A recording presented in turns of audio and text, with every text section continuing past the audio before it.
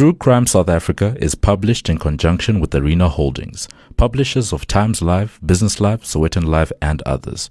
The opinions expressed in this podcast do not necessarily represent the views of Arena Holdings and its affiliates. She's just fallen asleep when she hears it. It's a sound she's never heard before, and at first, she thinks it might just be the rain against the roof. It's been raining heavily for hours, but the sound is getting louder. Something is moving toward her house. She looks out the window, and the sight causes the breath to catch in her throat. It's already too late. This is True Crime South Africa. I'm Nicole Engelbrecht, and you're listening to episode 85, The Merriespruit Disaster.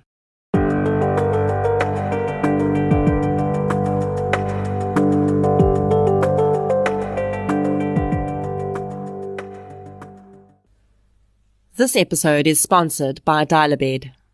If you're listening to this podcast in bed, you should know that the quality of each day is decided the night before.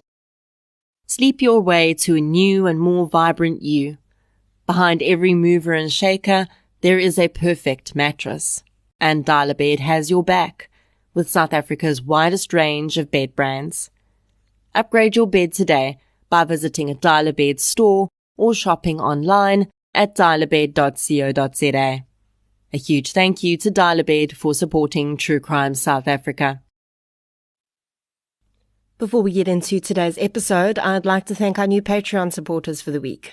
A huge thank you goes out to Melissa Killian, Sean Stemmett, Ali Lucy, Maureen Incendiario, Margot Ferreira, Estelle Croy, Tash B, Charmaine Harris, Nicola Ruda, Michelle, Lynette Hanrahan, Talita Bale, Dragon Lady 13, Janita Robertson, Sonia Shavda, Melissa Fortain, Holly Heinzelman, Hayley McLaren, Janice, Zamalu Shaba, Gabs Mudley, Bontle Mudle, Natasha van Eerden, Leah, Coral Paxton, Tanya Young, Yvette King, Chantal G, Ivan Levenrad, Dan Henriksen, Tanya Jacobs, Leila Fakir, Charlene Carmichael,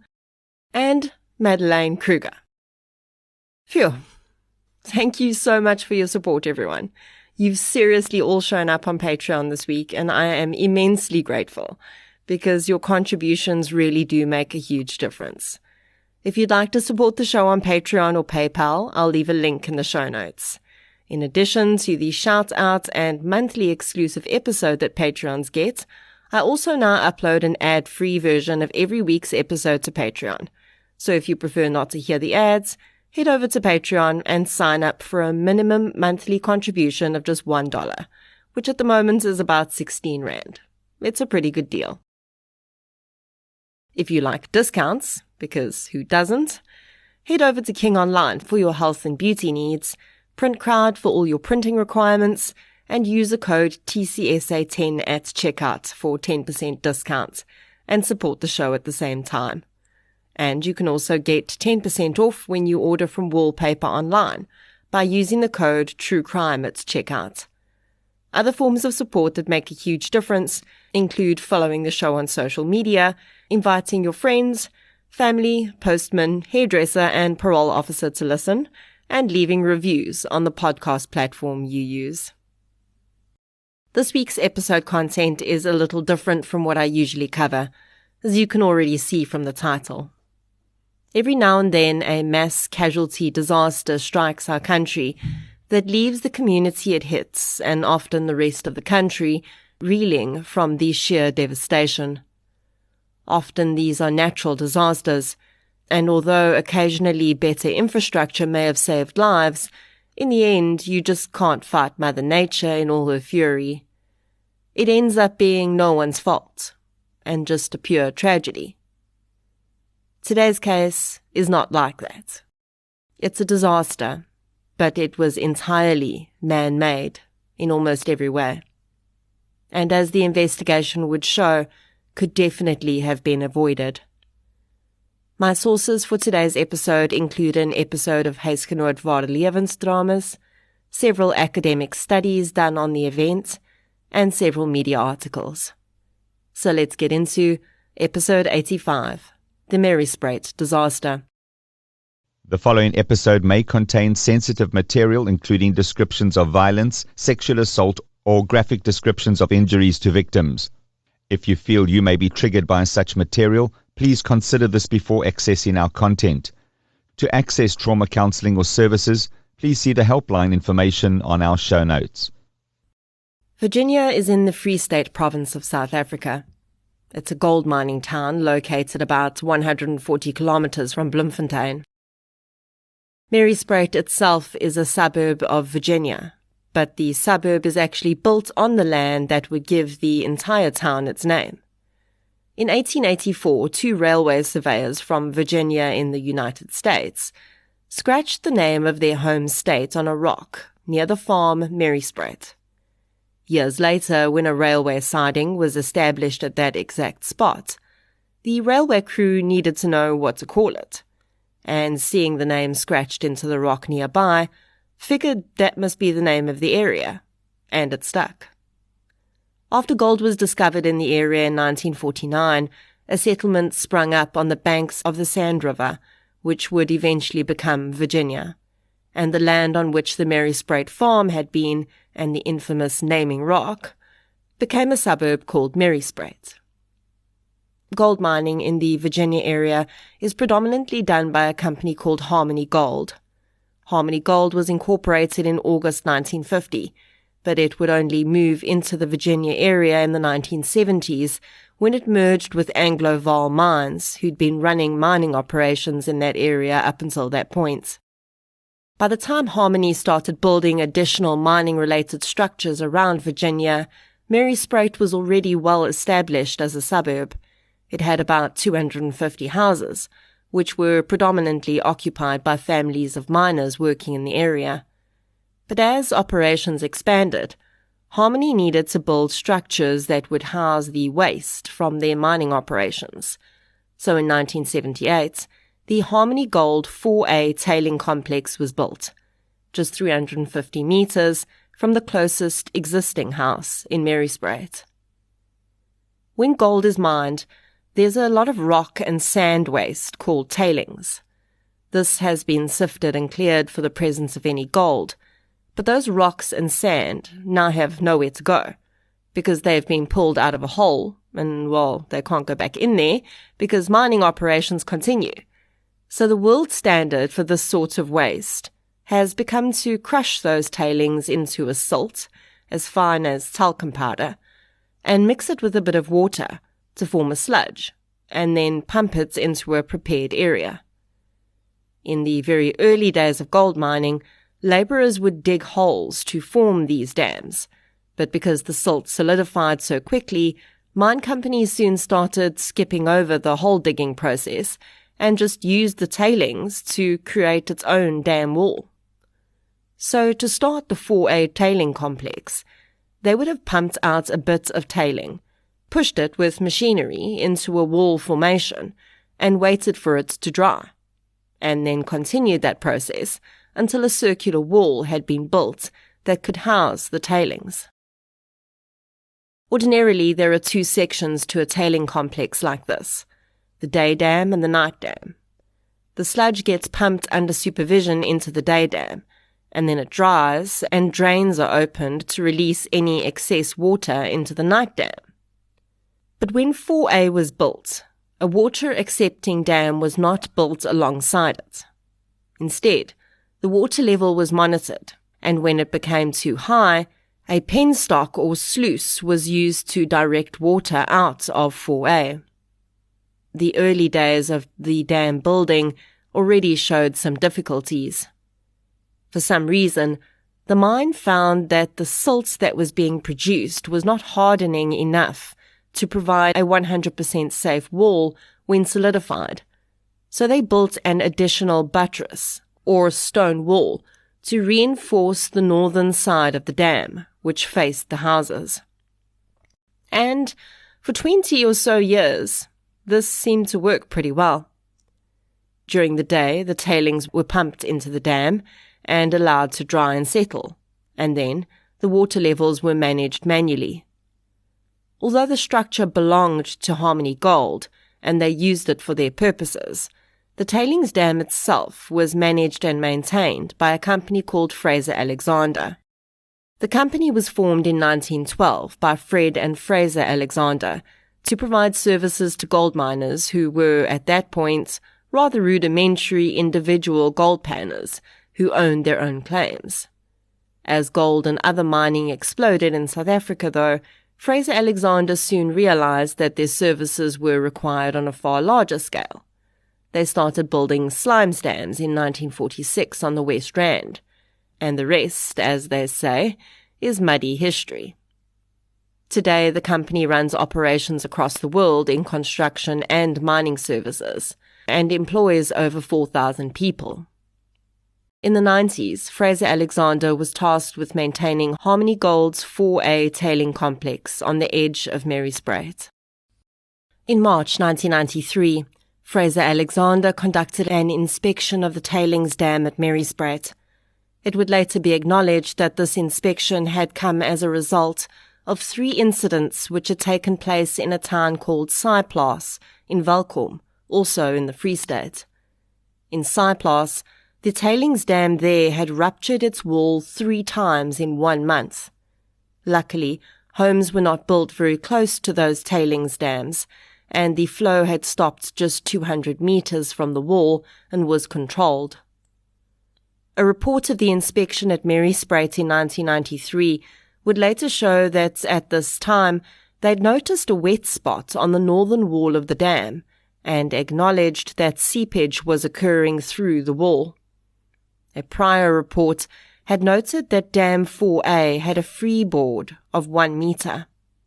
A freeboard in this context is the measurement of how much the dam can still fill with water before it gets to a dangerous capacity. The world standard for this freeboard measurement is 0.5 meter. So you have to essentially be able to pump 0.5 meter of water into the dam without it reaching a dangerous level. With 4A previously being at a 1 meter freeboard, things were looking good. The dam was well below its required capacity. But between that previous inspection and March 1993, something else had happened. The neighboring dam, 4B, had breached its boundaries, and some of those tailings had seeped into 4A.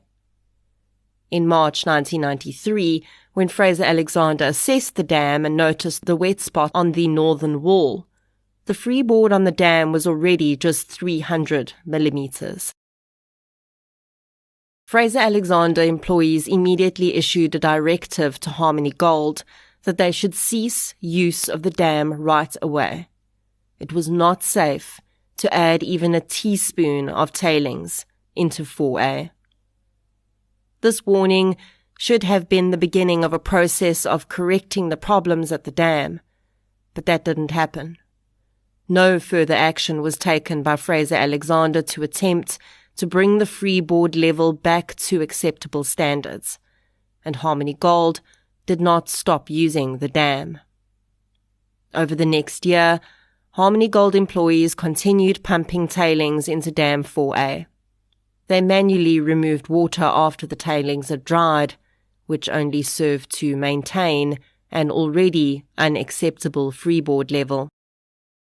The average rainfall in February in Virginia is 66 millimeters over about 3 days spread across the month.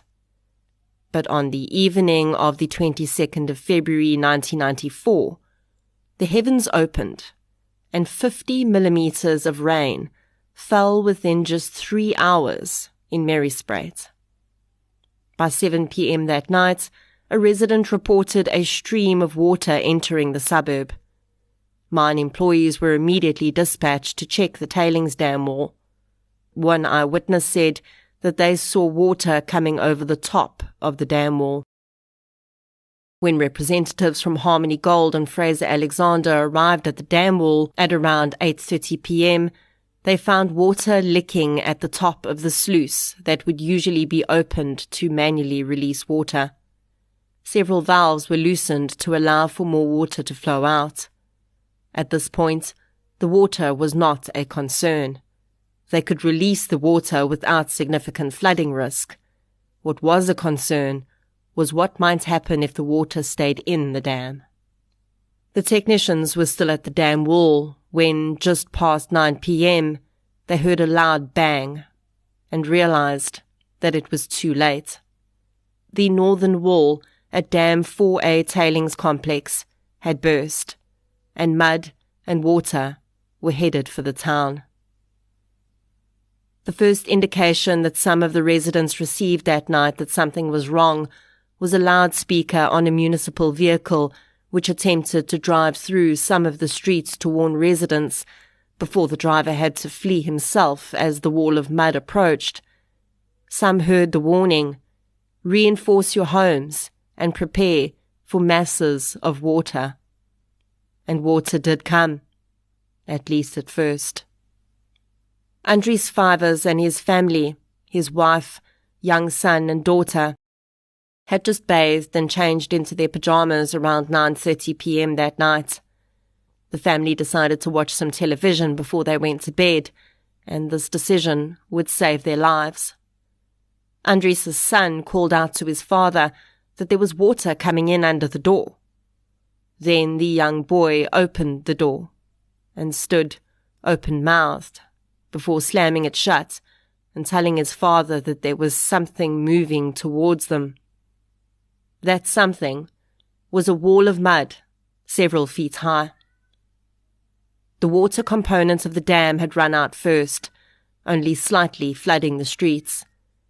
But the mix of silt and water that followed was about to wreak complete devastation. When Andries Fivers saw what was headed for his home, he said that there was no time to do anything but grab his family and run out the back door. The Fivers family thought that they could outrun the mud, but as Andries glanced back and watched their entire house be demolished by the moving mass, he knew that there was no way they were going to outrun it. He and his family ran into the first house they could find and took shelter.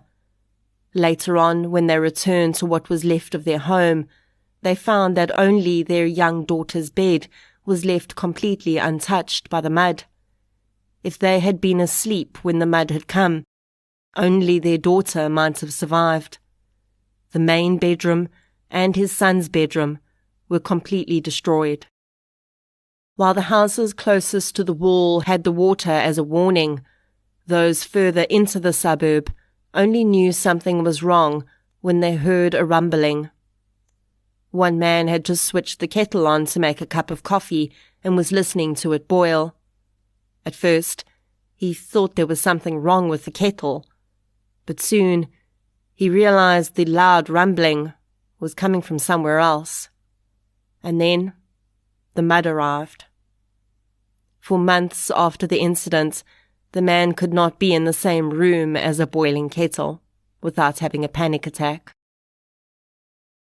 While the wall of mud enveloped some houses, with others it lifted the very structures off their foundations and carried them until they crashed into other houses. One man looked out of his window and saw people floating past. He'd been trying to figure out how he was going to get his elderly and infirm mother out of the house, and then he understood that her best chance was to float on something. He told his mother to hold on to her mattress and pushed her out the window in the hope that she would make it to safety. It was all he could do in the minutes before the mud completely overwhelmed him. Many families were caught unaware, sleeping in their beds. One mother, who was 3 months pregnant, had been sleeping with her 2-year-old daughter when the mud came.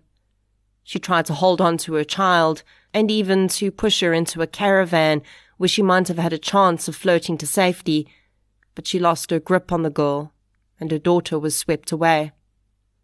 The child's body would only be found 3 weeks later in a flea hundreds of meters away.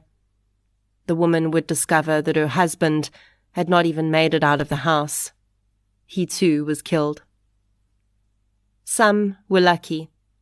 2 children found themselves lifted up by the mud and transplanted onto the roof of a nearby house.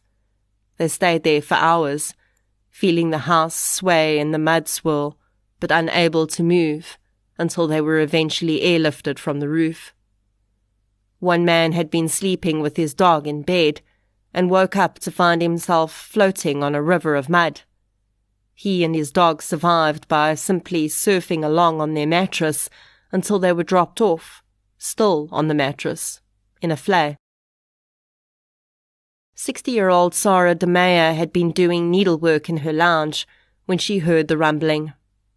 Fearing it was a flood, she ran up to the 2nd story of her home, only to see that mud was already rushing past those windows, and on it were human beings. The lady recalled how she'd watched as a mother floated past with her infant child in her arms. Sarah had opened the window to try and throw a sheet to the woman to help her, but it was too short, and she had to watch as the woman and her child disappeared into the darkness. Darkness was all that filled Merriespruit at that moment, because one of the first things the mud had taken out was the suburb's electrical substation. With the town plunged into darkness and a wall of dark silt powering through houses, residents recalled torchlights bobbing up and down as people tried to run, float, and wade to safety. 14-year-old Johanna Claassen had been asleep when the mud came. She hadn't stood a chance, and her body was found 5 days later under a bridge quite a distance from her home. Those who were lucky enough to escape relatively unscathed rushed to the local primary school. The school hall there was the emergency assembly point for the suburb, and to the credit of surrounding residents, volunteers had already started pouring in to care for the displaced. It soon became clear that the mud, which covered everyone and everything, held another danger. The tailings from the gold mining process contain acid. Those who survived but were covered in mud had to get it off them as soon as they could, as it would eat away at their skin. In the hours that followed, as the mud stopped flowing, the Defence Force was brought in to try and help. In those early stages, there was really nothing that anyone could do but wait for daybreak. The entire town was plunged into darkness, and only survivors who were on the roofs or visible could be saved with helicopters. Almost the entire town was in their nightclothes, and it was cold. Hundreds of people sat shivering, sipping at warm soup provided by volunteers in complete shock. Those who were in the school hall were some of the lucky ones, though. Hundreds of people had to be transported to hospital with severe injuries. And at this point, if you'd been separated from a family member, finding them was almost impossible. After those in the hall had looked around to determine whether their missing loved ones were there or not, a list started to be compiled of the missing. In the days that followed, the first priority was to find anyone who might still be trapped in their homes, and then the body recoveries started. Much of what had gotten caught up in the mud wave had been swept through the suburb and down into the flay, so this is where operations began. Large tipper trucks rolled through Merriespruit, gathering up loads of mud and moving it back to the dam area. As this happened, a sad scene unfolded, as the families of the missing would solemnly follow the tipper trucks back and forth, watching as the mud spilled out from its belly, hoping to catch sight of a body. Other families searched nearby hospitals, hoping that their loved one had been admitted and was perhaps unconscious and unable to identify themselves. One young man, Bram van Sail, had been separated from his wife Karen in the mud. Bram and Karen had been married for just 2 months. He'd been injured and lay in a hospital bed, but watched for ambulances pulling up outside the hospital from his window. Each time an ambulance pulled in, he hobbled to the entrance, despite the nurses and doctors asking him not to. He needed to see if that ambulance, or maybe the next one, contained his wife. Sadly, Corin van Zyl had died in Merriespruit, and her body would be recovered several days later. The shock that fell over the community in the wake of the disaster was palpable. Many residents didn't even know the tailings dam was there. Others, even men who'd been in the mining industry all their lives, had never even dreamed that such a thing could happen. People tried to make it back to where their homes had stood as soon as they could. The mud was still waist deep, and everyone knew that there was a good chance they could step on a body. Most walked with long sticks, poking the mud in front of them to ensure that there was nothing under the surface before they stepped. Children were encouraged by volunteer psychologists to draw pictures to help them deal with the trauma they'd experienced. Many of those pictures depicted a layer of mud with bodies underneath. Many residents of Merriespruit had lost everything they owned. What hadn't been crushed by the massive force of mud, which was powerful enough that it had bent cars around trees, was completely covered in the acidic slush, and almost nothing was salvageable. Many were also desperate to get back to their homes, to see if they could find their pets, and to be honest, this is something I always think about when I consider a disaster like this, or having to evacuate your home. The Fivers family found 2 of their 3 cats in the house alive after the disaster. The third was sadly never seen again. They'd thought that their dog, a bull terrier, had been swept away, but 14 days after the incident, they found him at Virginia SPCA. Many other pet owners were not as lucky, and many looked as long and as hard for their missing pets as others did for their family members, because to them, they were family. A fund was set up for those who had lost their homes, loved ones, and everything they owned. It would be some time before it would be known whether insurances would pay out for their losses, and in the meantime, community members were housed in a local hotel funded by the municipality. 3 weeks after the disaster, the last body was found. 2-year-old Lizka Pretorius, who'd been ripped from her pregnant mother's arms, was found wrapped around a tree. She was added to the final victim count. 17 people had died in Merriespruit that night, and hundreds more had been injured.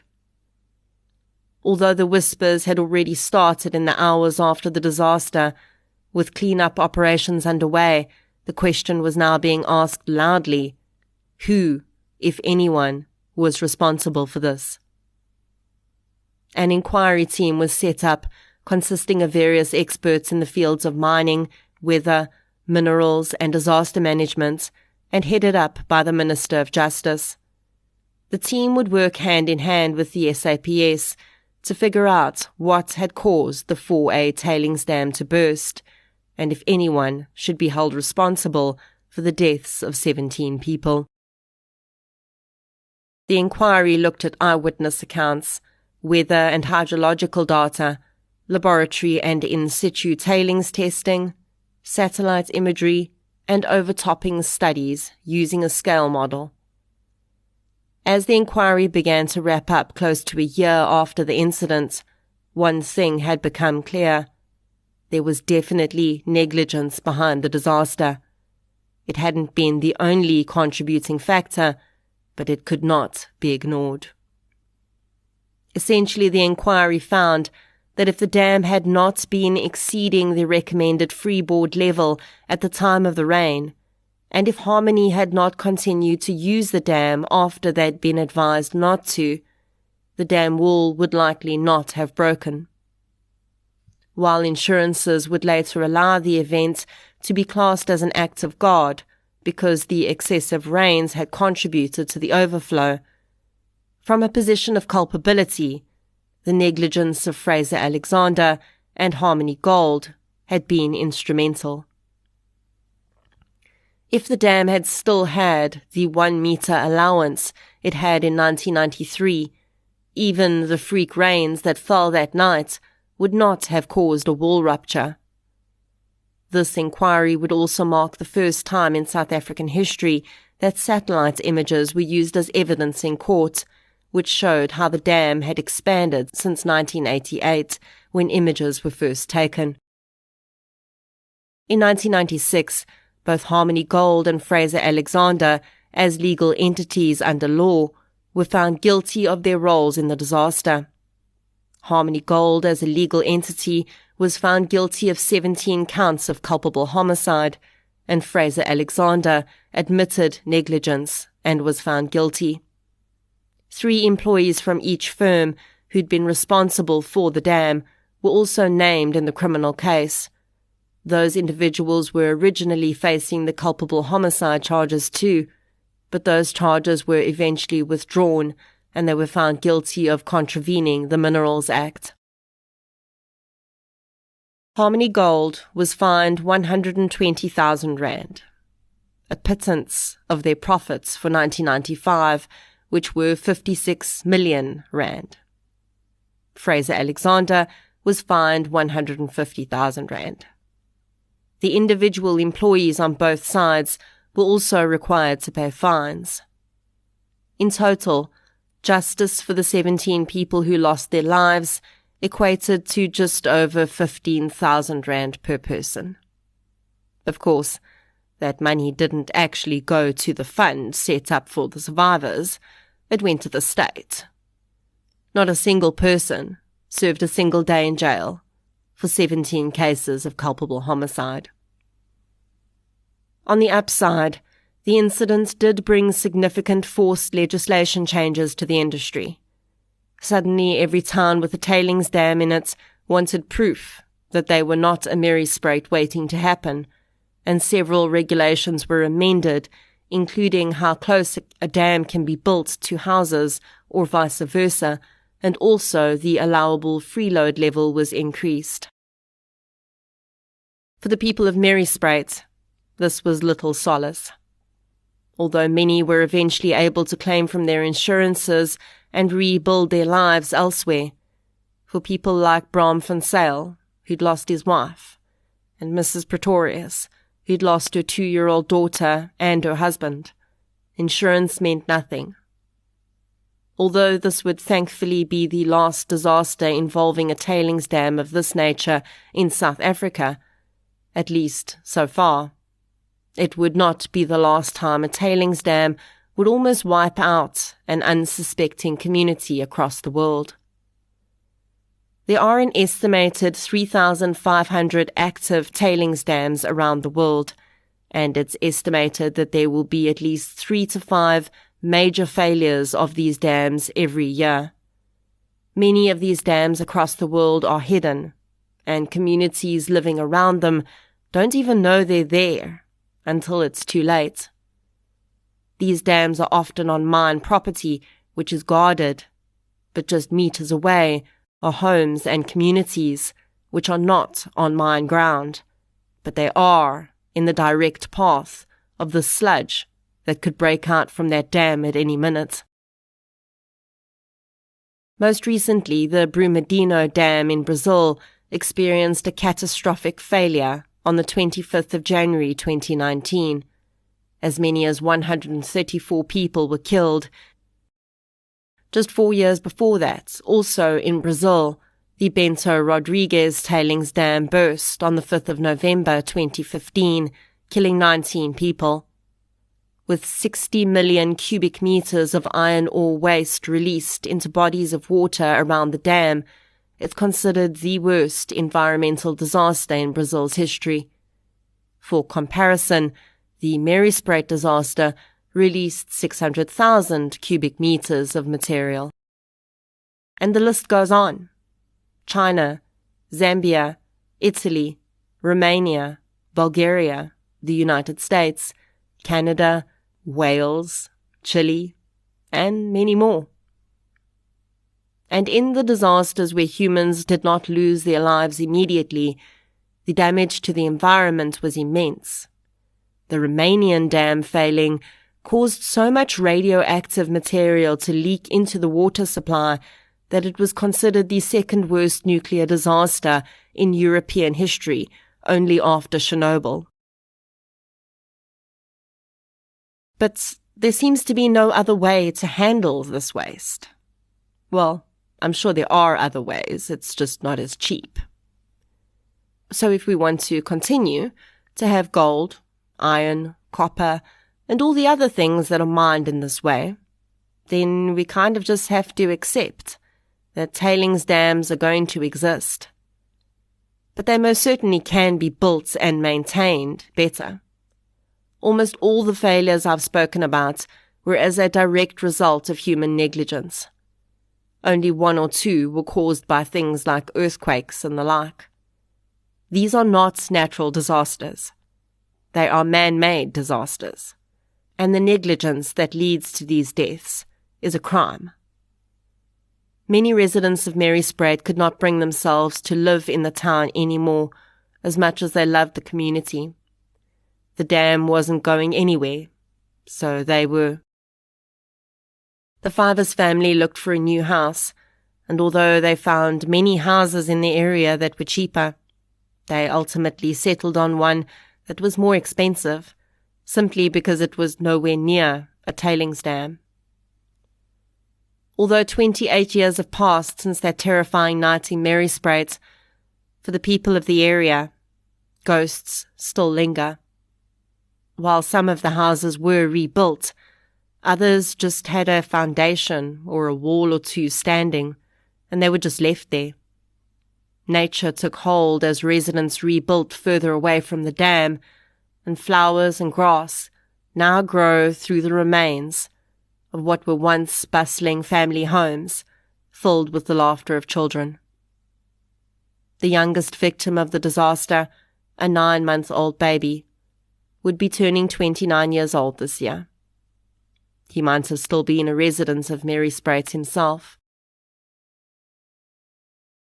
I have no doubt that the people whose negligence contributed to this disaster live with this daily. I think that perhaps in a crime like this, it's a bit different to talk about perpetrators, when these were just ordinary people who certainly didn't purposefully take 17 lives. In reality, we don't know how much of the negligence was even true negligence on the part of those men, and how much was just a result of the big corporate monster literally eating everything in its wake. The wheels turn slowly in corporations of that size. Perhaps the individual intentions were good, and it was the system they worked within that stopped their intentions from being taken seriously. For 17 people, though, the semantics don't matter.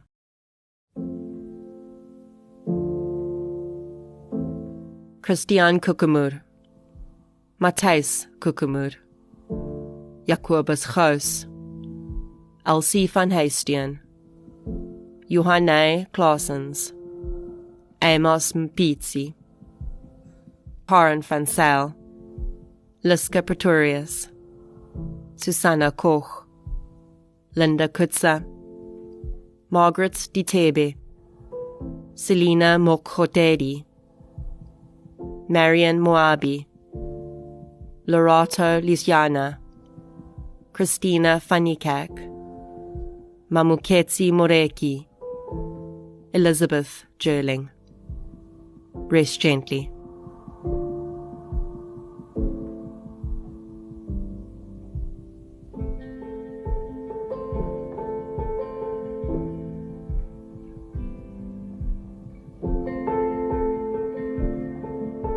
Thank you for listening to episode 85, The Merriespruit Disaster. If you'd like to hear more victim-focused true crime content, please subscribe to True Crime South Africa on the platform you're using to listen right now. If you're looking for something still related to real-life stories, but often with a more positive slant, you can check out my new podcast series, I Lived Through This. You can follow both podcasts on social media. We're on Facebook, Twitter, and Instagram. I'll be back next week with another episode. Until then, thank you for your support, and I'll chat to you soon.